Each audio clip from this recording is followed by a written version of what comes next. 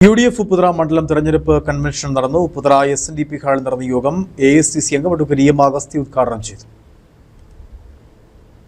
സഹകരണ സ്ഥാപനങ്ങളെല്ലാം കൊള്ളയടിക്കപ്പെട്ട് സമസ്ത മേഖലയും അഴിമതി കുളിച്ച ഏകാധിപത്യ ഭരണമാണ് കേരളത്തിൽ കഴിഞ്ഞ 10 വർഷമായി നടന്നതെന്നും സാധാരണക്കാരുടെ പ്രശ്നങ്ങൾക്ക് പരിഹാരം ഉണ്ടാകണമെങ്കിൽ ഐക്യ ജനാധിപത്യയുടെ ഭരണം ഉണ്ടാകണമെന്നും കൺവെൻഷൻ ഉദ്ഘാടനം ചെയ്ത EM അഗസ്തി പറഞ്ഞു.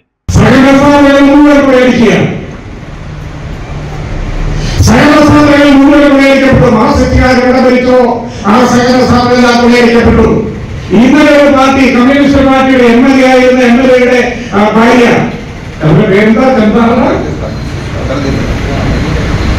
അവര് പ്രസിഡന്റായിരുന്ന സമയത്തിൽ ലോക്കൽ കമ്മിറ്റി സെക്രട്ടറിയുടെ നേതൃത്വത്തിൽ 75 ലക്ഷം ക്രമക്കേടുണ്ട്. ക്രമക്കേട് ജീവനക്കാർ കൂടി കൊണ്ടുവരികയാണ്.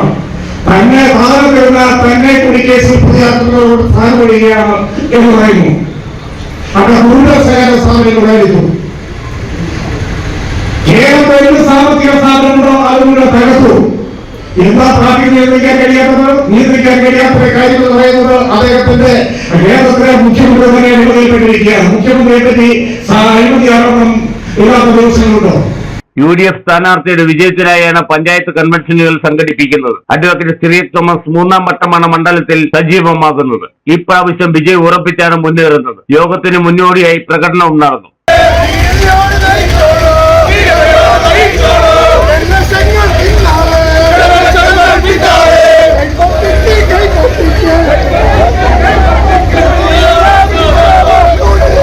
യോഗത്തിൽ മണ്ഡലം പ്രസിഡന്റ് ചാൽ VT അധ്യക്ഷത വഹിച്ചു. Shaji Painarath, Arun Padipara, G Murugaiah, Francis Devathya, Tony Thomas, P Nixon, Lali Sebastian, Bibin Joy, Rajaratnam, Sivankutty, Omana Sahodaran, Kochumol Joseph, Joseph Varghese, Joseph Jolly എന്നിവർ സംസാരിച്ചു. Idukki vision news, Upputhara.